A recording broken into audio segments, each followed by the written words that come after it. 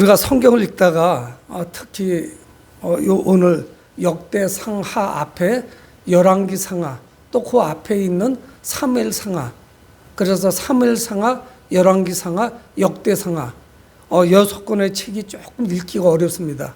그래서 이제 우리는 보통 그 6권의 책을 역사서 중에 한 부분으로 이제 이렇게 분류를 합니다. 이스라엘 역사에 대해서 말씀한 거예요. 근데 특별히 이제 오늘 이제 역대상 바로 앞에 있는 열왕기상하, 그리고 역대상하가 내용이 상당히 좀 유사해요.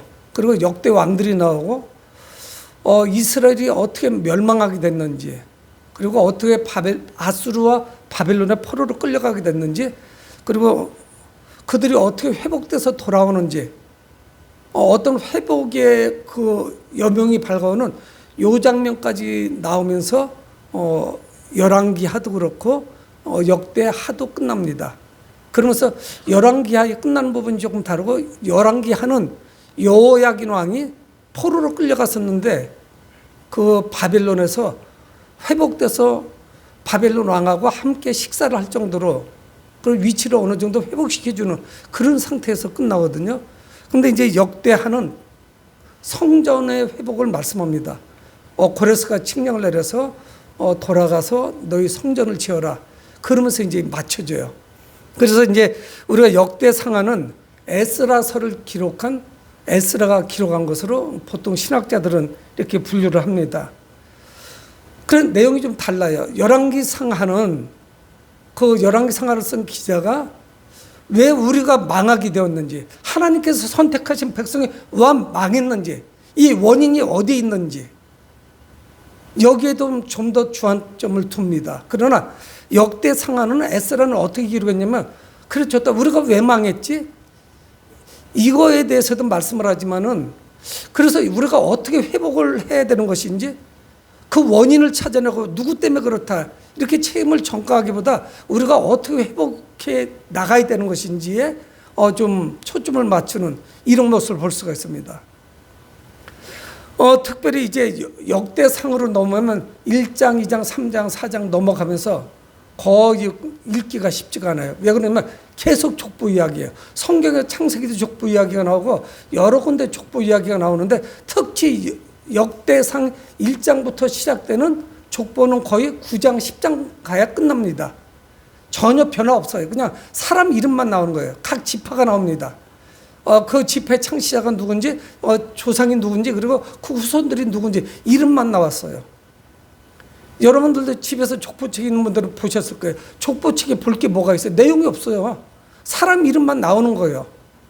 그래서 내가 누구가 몇 도 세우는지 알 수 있죠. 근데 이 역대기는, 특히 역대상은 그 중심이 다윗왕에 대한 내용이 가장 풍성하게 들어있습니다.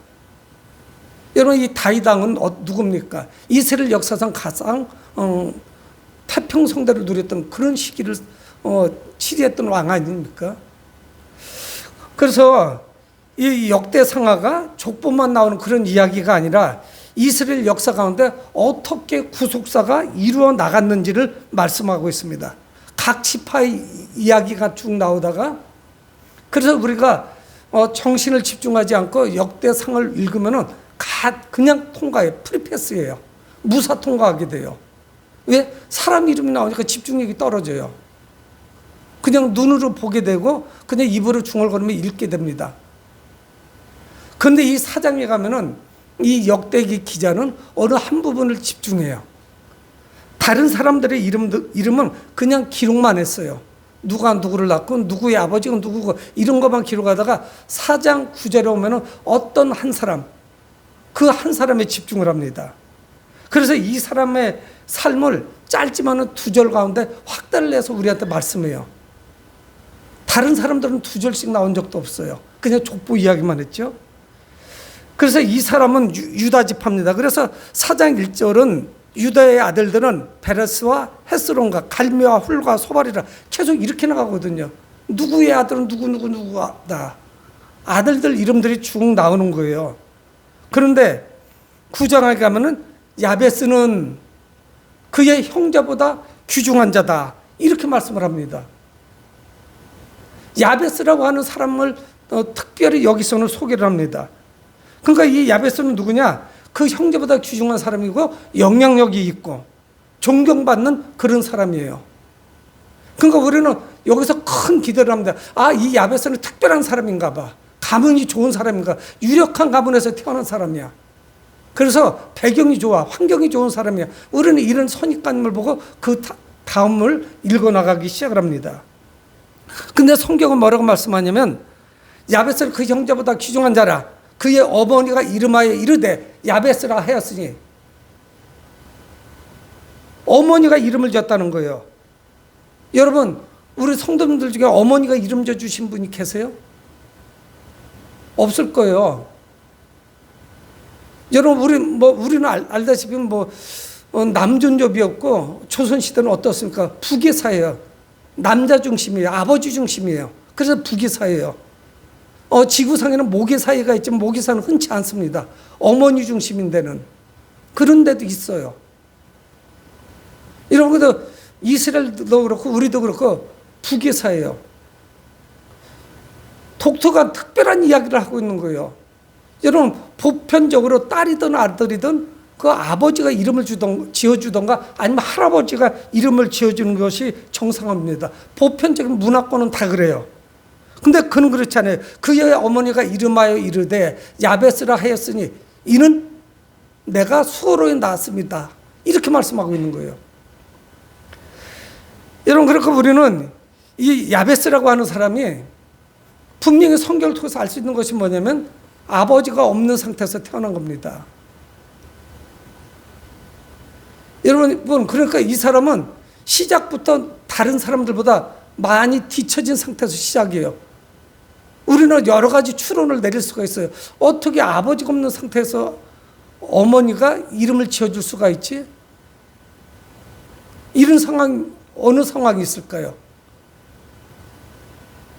우리가 퍼뜩 생각하는, 아버지가 임신한 상태에서, 어머니가 임신한 상태에서 아버지가 먼저 돌아가셨던가, 아니면 전쟁터에 나가 있어서 전혀 옆에 있을 수가 없다던가, 아니면 또 어거지로 그냥 찾아내면은 그 사이에서 그렇게 흔한 것은 아니지만 이혼이라고 바꾸려면 말할 수가 없죠. 다른 상황을 상정할 수 있는 이유가 하나도 없습니다. 그러니까 얘가 야베스가 출생할 때 이름을 지어줄 수 없었다는 이 사실은 그가 그렇게 복된 사람이 아니에요. 배경이 좋은 사람이 아닙니다. 누구 말 맞다나 빽이 있는 사람이 아니에요. 자신을 보살펴 줄 사람이 없습니다. 후견인이 없는 거예요. 여러분, 아버지 역할이 있고 어머니 역할이 분명히 있단 말이에요. 근데 이건 아버지를 한 번도 못 봤어요. 그래서 어머니가 부득이하게 이름을 지어준 겁니다. 여러분, 이 야베스의 출생을 축복해 주는 사람은 주변에 없었어요. 저는 누누이 제가 말씀드리지만 특히 아버지가 좀 잘 믿었으면 좋겠더라고요. 그래서 그 아버지가 아이들 잘 때 머리에다 손을 얹고 좀 기도를 좀 해주고, 그보다 더 좋은 거는 자기 전에 아예 기도를 해주고 무릎 꿇게 하던가 의자에 앉혀놓고 기도해주고 하나님 말씀 한 절이라도 좀 보고, 그래서 재우면 얼마나 좋겠어요. 그냥 밤새 이불 속에서 애들이 게임기 하느냐고 정신이 없잖아요.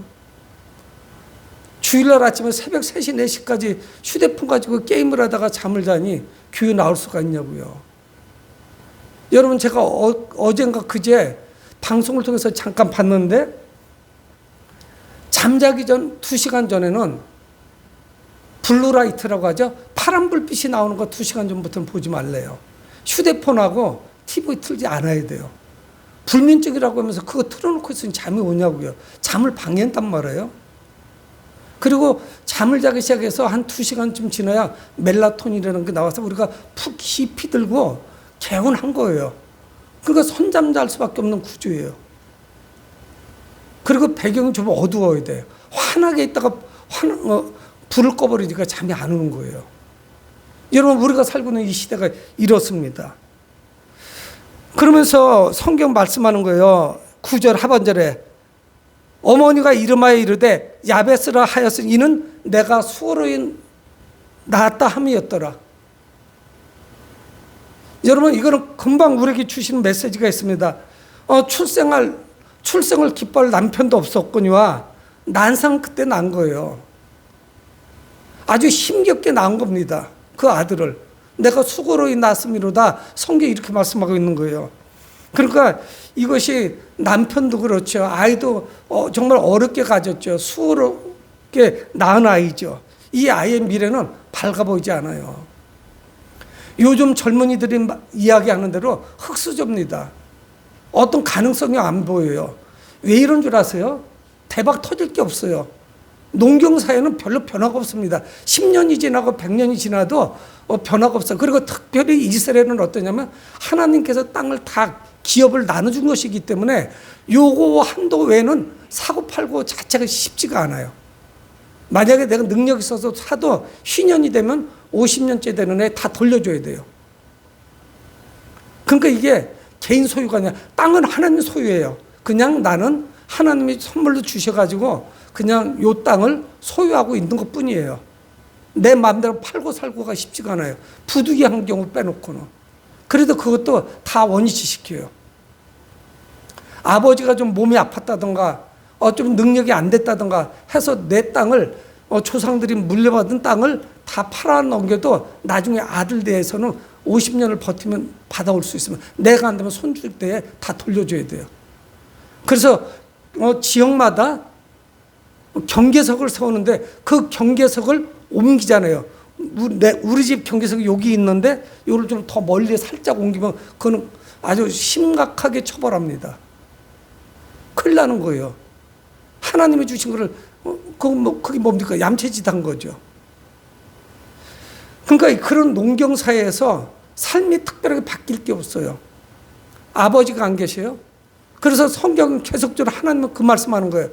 그 땅에 있는 고아와 과부와 객들, 나그네들, 이방인들, 외국인이 구할 때 이들을 잘 대접해 주라는 거예요. 왜? 너희들도 애굽에서 나그네 생활을 했으니까 너희들 그들 마음을 알아주라는 거예요. 그래서 잘 동족들과 같이 이스라엘 백성들과 같이 섬겨주라는 거예요. 우리는 좀 무시하는 경향이 있잖아요. 백인들한테는 좀 잘해주고 흑인들이나 동남아 사람들은 조금 무시하는 경향이 있습니다. 우리보다 못 산다는 거죠. 그런 선입관념이 있어요. 우리 안에. 그러니까 이 아이는 이 시대에 과부 어머니, 아버지 계시지 않고 누구도 축복해 주지 않고 이 아이 미래에 소망을 심어주는 사람도 없고 비전도 없고 꿈도 없고 살아간다는 것 자체가 쉽지가 않습니다. 여러분 이 야베스는 유다 지파는 분명해요. 유력한 집안에서 태어났어요. 유다 지파는 뭡니까? 후에 다윗왕이 태어나고 이 유다 지파는 예수 그리스도께서 오시죠. 12지파 중에 가장 유력한 지파입니다. 근데 어떻게 해요? 유대 지파 안에서도 이 야베스는 그렇게 태어났어요. 삶이 순탄하지 않습니다. 정말 복받은 축복받은 그런 삶이 아니었어요. 태어나면서부터. 정말 흙수저예요. 가능성이 없어요. 어떻게 살아가야 될지 모릅니다. 그러니까 야베스 인생은 뭡니까? 별 볼 일 없는 사람이에요. 그런 꼬리표가 늘 붙어 다닐 겁니다. 여러분도 그런 생각 안 하시나요? 우리 삶도 그럴 수가 있어요. 저도 20대 초반에 저희 친모가 딱 돌아가시고 나니까요, 암담하더라고요. 그래서 저희 집에 골고루 다 하나 두르거든요. 초등학교부터 다 한 계단씩 다 있는 거예요. 막내는 초등학교 6학년. 여러분, 이 가정이 순탄하게 나갈 만한 가능성이 있겠어요? 여러분, 결혼 조건에도 안 맞아요. 시어머니 없는지, 시집살이 안 하니까 좋은 집이다? 그렇게 생각하는 사람 없어요. 절송가정이라고 생각을 하는 거예요. 환경이 너무 나쁜 거예요. 이 야베스 모든 것이. 여러분, 그리고 이 야베스라고 하는 이름이 뭐냐? 내가 수고해서 나왔다 하는 이름이에요. 그 야베스라는 뜻이 뭐냐? 수고예요. 고난이에요. 영어로 쓰면 뭐냐면 페인. 페인은 뭐냐면 페인이 됐다, 뭐 모슬림가 됐다 이런 뜻이 아니라 고통을 이야기해요. 통증. 두통, 치통 같은 거를 페인이라고 하거든요. 영어로. 그렇게 기록해 놨어요. 그러니까 야베스라고 하는 이름 자체가 통증이에요. 통증. 엄마에게도 이 즐거움이 아니에요. 이름도 져줄 남편도 없죠. 아이의 아버지도 없죠. 어려운 출산을 하는데 도와주는 사람도 없죠. 이 아이는 내게 큰 짐이고 통증이에요. 이렇게 태어난 사람은 없잖아요, 우리 중에. 환경이 이루 말할 수 없이 나쁜 거예요. 근데 성경은 뭐라고 말했어요? 야벳은 그 형제보다 귀중한 자라 이렇게 시작을 하는 거예요. 귀중하게 태어난 게 있어야죠. 여러분, 이 정도 되면 어떻게 되면 자신의 미래를 그냥 운명으로 받아들이고 그냥 사는 거예요. 여러분, 이렇게 되면 범죄자 안 되는 것도 다행이에요. 여러분, 문제가 그냥 나오니까 문제 가정에서 문제가 나오죠. 제대로 교육을 못 받은 거예요.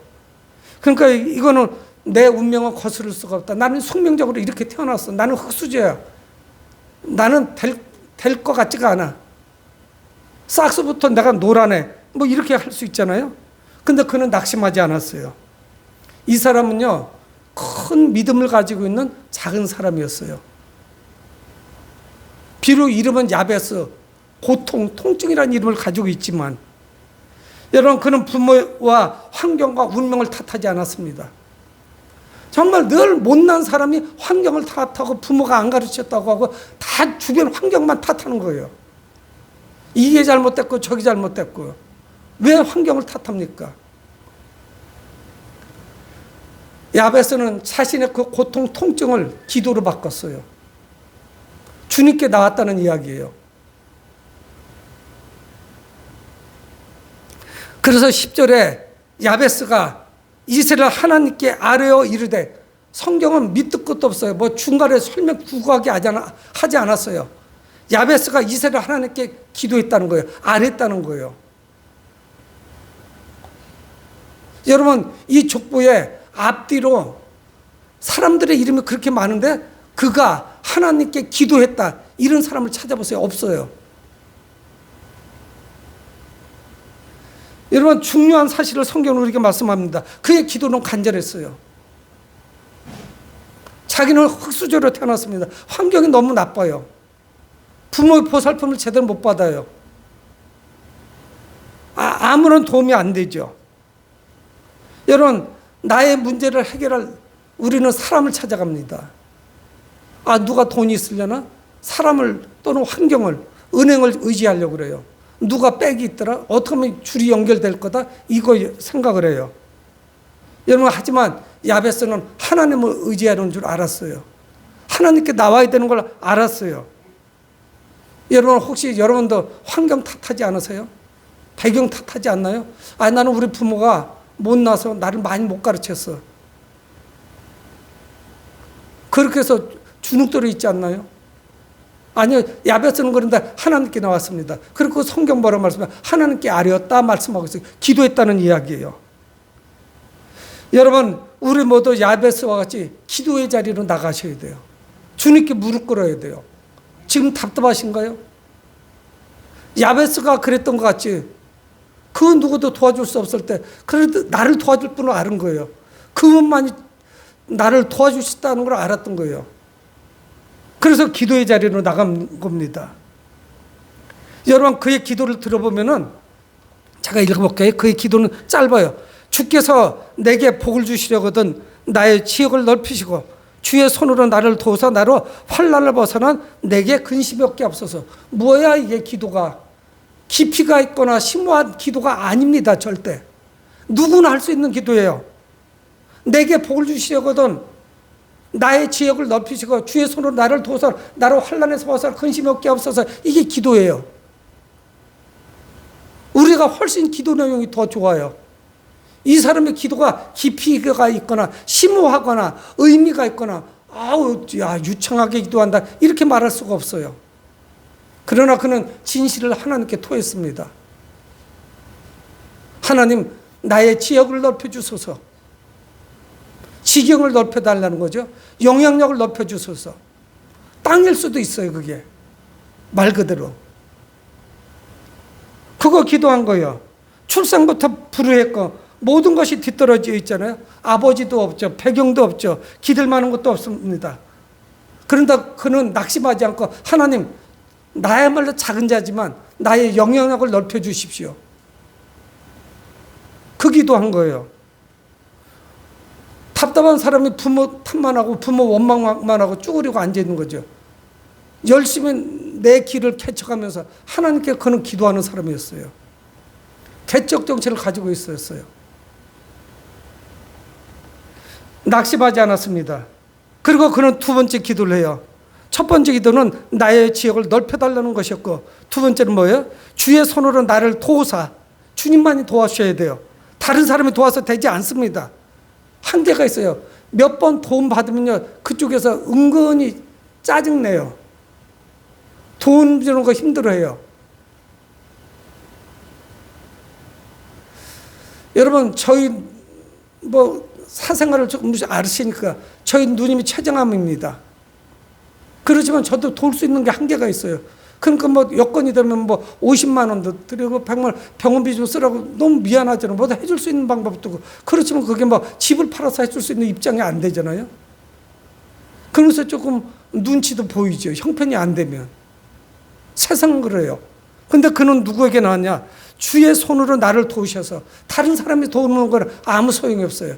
주의 손으로 나를 도우셔서 나로 환난을 벗어나. 환난이 뭡니까? 야베스 아니야. 벗어나. 내게 근심이 없게 없어. 근심이 없게 없어. 야베스야. 내 이름 이 야베스, 이 통증, 이 고통, 환난, 이 근심, 이것을 내가 벗어나게 해주세요. 주 이름의 손으로 도우셔야 돼요. 누가 도와줄 거예요? 우리 엄마 아빠가? 연세가 이렇게 많은데 능력도 안 돼요. 자기 앞가림도 못해요. 언제까지 부모 원망만 할 거예요? 여러분, 주님 앞에 무릎 꿇으셔야죠. 부모님을 위해서 기도하고, 배우자를 위해서 기도하고, 자녀들을 위해서 기도해야죠.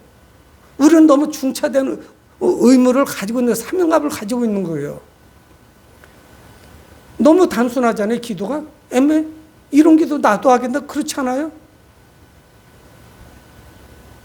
여기에 어떤 것도 가미될 수가 없습니다. 여러분, 어머니가 지어준 이름인 야베스, 참 부정적인 이름 아니에요? 이런 이름을 어떻게 벗어날 수 있겠어요?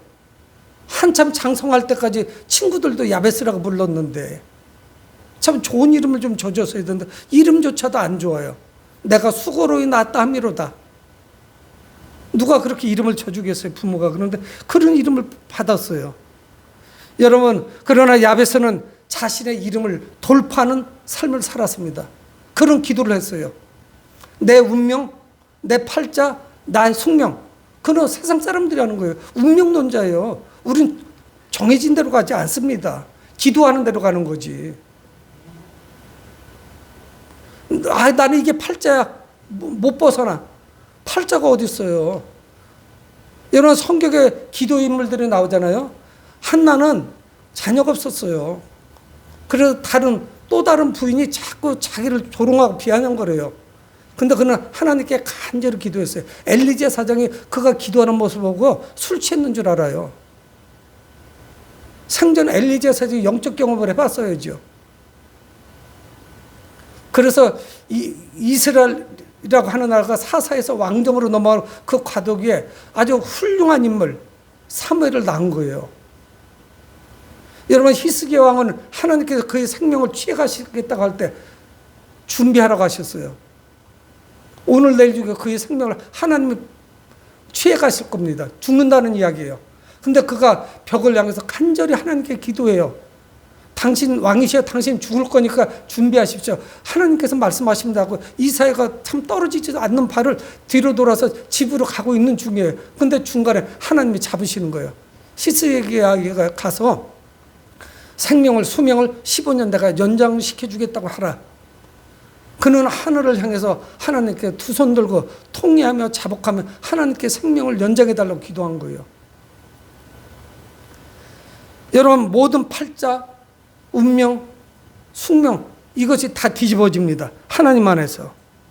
왜? 하나님은 우리의 모든 것을 창조하신 분인데 주권을 가지고 계시지 않아요? 여러분, 한나의 기도를 들으셨고 히스기야 왕의 기도를 들으신 그 하나님은 야베스의 기도를 들으셨고 우리의 기도를 들으실 거예요. 유목사의 기도를 들으시고 여러분들 한 명 한 명 기도를 들으실 거예요. 여러분 이 시간에 다른 데 헤매면 안 됩니다. 주님께 나와서 기도하셔야 돼요.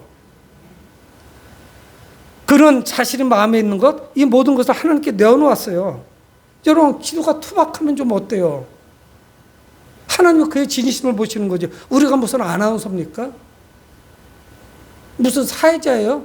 말을 잘할 수 있나요? 못하죠? 기도 못한다는 건 없어요. 그거는 기도를 본인이 안 해서 그래요. 기도를 왜 못해요? 할 말이 하나님께 드릴 말씀이 없고 그냥 다 포기하니까 말이 안 나오는 거죠.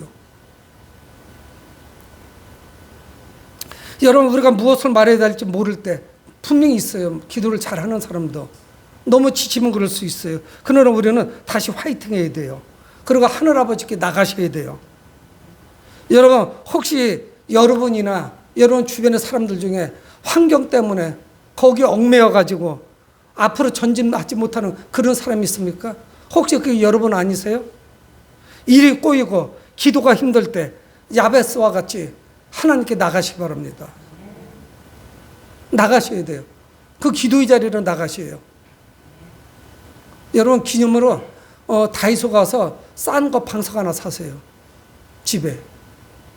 그리고 1분이라도 무릎 꿇고 한번 기도해 보세요. 아무도 없을 때. 뭐가 쑥스러워요. 그게 안에서 쑥스러운 거예요. 누가 볼까 봐.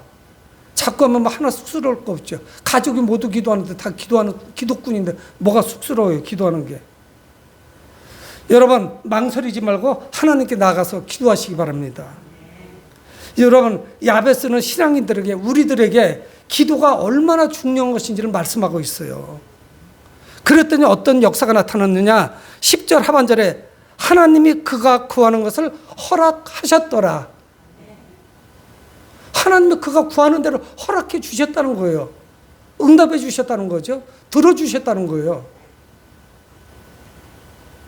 우리는 그래서 기도하는 사람은 하나님께로부터 응답받는다는 것을 야베스를 통해서 일깨움을 받는 거예요.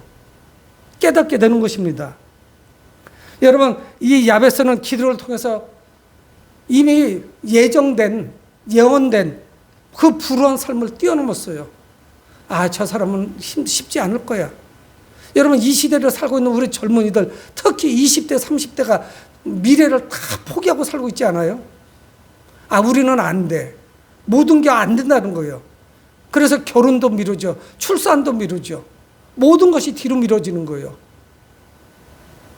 주님 안에서 패기 있게 기도하지 않으니까, 응답하지 않으니까 모든 게 자신감이 결여되어 있는 거예요. 안 된다는 거 투성이에요. 경제적인 어떤 수치도 다 안 된다는 거예요. 출산율이 땅에 떨어졌다는 거예요. 이 야베스는 자신의 간절한 소망을 하나님께 아뢰었습니다. 여러분 우리가 드리는 서툰 기도, 어린아이와 같은 기도, 때로는 즉흥적인 기도, 차를 타고 가면서 신호대기 때도 잠깐 기도할 수 있어요. 저는 폭우가 쏟아질 때는 문 닫아놓고 있으니까 막 에어컨 틀어놓고 소리 꽥꽥 질러요. 교회에서도 못해. 그러면 미쳤는 줄 알고 사람들이 찾아올 거예요. 비 올 때 그 폭우 안에서 차에서 신호대기면서 하면 아무 소리 안 들려요. 빗소리가 더 커요. 제가 낼 수 있는 최고의 소리로 한번 질러보는 거예요. 악을 쓰는 거예요. 자동차 뚜껑이 열리도록. 교회에서도 못하잖아요. 성도들이 있어 눈치 보이고. 여러분 그 모든 기도를 우리 하나님은 들어주십니다. 여러분 내가 환경이 나쁠수록 지금 어려울수록 내가 기도하고 응답받기 너무 좋은 기회잖아요. 하나님이 움직일 시간이 됐단 말이에요. 근데 내가 부르짖지 않는 거예요.